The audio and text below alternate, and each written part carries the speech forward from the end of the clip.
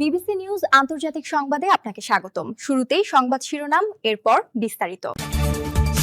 Epstein কেলেঙ্কারি, চট্টগ্রাম বন্দর নিয়ে আলোচিত সেই ডিপি ওয়ার্ল্ড প্রধানের পদত্যাগ। নবনির্বাচিত সরকারের সঙ্গে কাজ করতে আগ্রহী যুক্তরাষ্ট্র। ইরানে ফির সরকার বিরোধী বিক্ষোভের ডাক নির্বাসিত রেজা পাহলবীর। তারেক রহমানকে ভারতের কংগ্রেস সভাপতির অভিনন্দন। এতক্ষণ শুনছিলেন সংবাদ শিরোনাম, এখন বিস্তারিত। আপনি যদি মুসলিমদের পাশে থাকতে চান তাহলে ভিডিওতে লাইক করে চ্যানেলটি অবশ্যই সাবস্ক্রাইব করে দিবেন এবং কমেন্টে জানিয়ে দিবেন আপনার মূল্যবান মতামত। এখন বিস্তারিত। এপস্টেইন কেলেঙ্কারি, চট্টগ্রাম বন্দর নিয়ে আলোচিত সেই ডিপি ওয়ার্ল্ড প্রধানের পদত্যাগ। দুবাই ভিত্তিক বন্দর ও লজিস্টিক্স কোম্পানি ডিপি ওয়ার্ল্ডের চেয়ারম্যান ও প্রধান নির্বাহী সুলতান আহমেদ বিন সুলাইম পদত্যাগ করেছেন। দণ্ডিত যৌন অপরাধী জেফ্রি এপস্টেইনের সঙ্গে দীর্ঘদিনের ইমেইল যোগাযোগ প্রকাশে আসার পর তিনি সরে দাঁড়ালেন। শুক্রবার ১৩ ফেব্রুয়ারি চাপের মুখে সুলতান আহমেদ বিন সুলাইম সরে দাঁড়ান বলে জানায় ব্রিটিশ সংবাদমাধ্যম বিবিসি। মার্কিন বিচার বিভাগ প্রকাশিত নথিতে দেখা যায়, এক দশকের বেশি সময় ধরে সুলাইম ও এপস্টেইনের মধ্যে শত শত ইমেল আদান প্রদান হয়েছে। বিষয়টি নিয়ে বিবিসি সুলাইমের সঙ্গে যোগাযোগ করেছিল। শুক্রবার ডিপি ওয়ার্ল্ড ঘোষণা দেয়, এসা কাজিমকে চেয়ারম্যান এবং যুবরাজ নারায়ণকে প্রধান নির্বাহী নিয়োগ দেওয়া হয়েছে। কোম্পানির বিবৃতিতে সুলাইমের নাম উল্লেখ করা হয়নি। ওয়েবসাইট থেকেও তার ছবি সরিয়ে ফেলা হয়েছে বলে জানানো হয়। দুবাই সরকারের মালিকানাধীন প্রতিষ্ঠানটি ৬ মহাদেশে বন্দর টার্মিনাল পরিচালনা করে।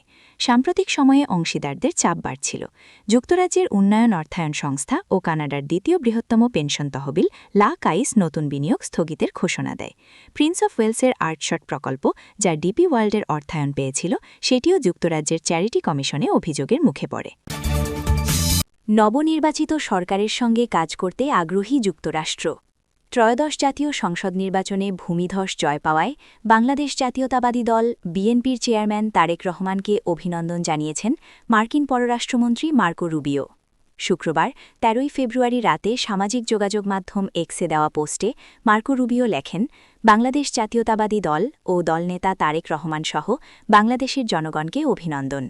একই সঙ্গে আঞ্চলিক সমৃদ্ধি এবং নিরাপত্তা জোরদারের লক্ষ্যে নবনির্বাচিত সরকারের সঙ্গে কাজ করতে আগ্রহী বলে উল্লেখ করেন তিনি। জাতীয় সংসদ নির্বাচনে বিএনপির নিরঙ্কুশ সংখ্যাগরিষ্ঠ পাওয়ায় দলটির চেয়ারম্যান তারেক রহমানকে যুক্তরাষ্ট্রসহ বিশ্বের বিভিন্ন দেশ অভিনন্দন জানিয়েছে। ইরানে ফের সরকার বিরোধী বিক্ষোভের ডাক, নির্বাসিত রেজা পাহলভি। ইরানের শেষ শাহ শাসনের নির্বাসিত ক্রাউন প্রিন্স রেজা পাহলভি দেশটিতে নতুন করে বিক্ষোভের ডাক দিয়েছেন। এছাড়া ইউরোপের বিভিন্ন দেশেও ইরানিদের বিক্ষোভ প্রদর্শনের আহ্বান জানিয়েছেন তিনি।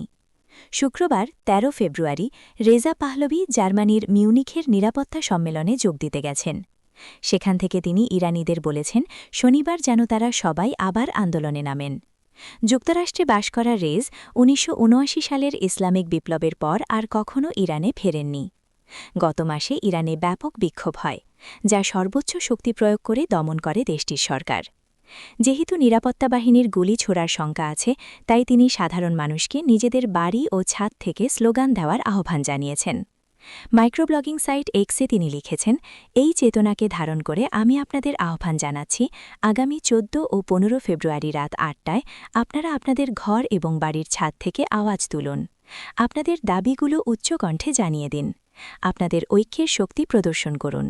এক অদম্য সংকল্প নিয়ে আমরা এই দখলদার শাসকের বিরুদ্ধে জয়ী হবই। তারেক রহমানকে ভারতের কংগ্রেস সভাপতির অভিনন্দন। বাংলাদেশের জাতীয় নির্বাচনে জয়ী হওয়ায় বিএনপি ও দলের চেয়ারম্যান তারেক রহমানকে অভিনন্দন জানিয়েছে ভারতের বিরোধী দল কংগ্রেস। শুক্রবার ১৩ ফেব্রুয়ারি এক্স হ্যান্ডেলে এক পোস্টে তিনি এই অভিনন্দন জানান। পোস্টে তিনি বলেন, বাংলাদেশের জাতীয় সংসদ নির্বাচনে বিজয়ী হওয়ার জন্য আমি ভারতীয় জাতীয় কংগ্রেসের পক্ষ থেকে তারেক রহমান ও বিএনপিকে অভিনন্দন জানাই।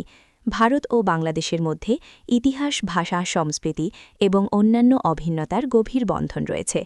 আমাদের অঞ্চলের স্থিতিশীলতা ও শান্তির জন্য একটি গণতান্ত্রিক, প্রগতিশীল ও অন্তর্ভুক্তিমূলক বাংলাদেশকে সবসময় সব ভারতবাসী সমর্থন করবে। উল্লেখ্য, বৃহস্পতিবার ১২ ফেব্রুয়ারি অনুষ্ঠিত সংসদ নির্বাচনের বেসরকারি ফলাফল অনুযায়ী ২৯৯টি আসনের মধ্যে বিএনপি ২১২টি আসনে জয়ী হয়ে একক সংখ্যাগরিষ্ঠতা অর্জন করেছে।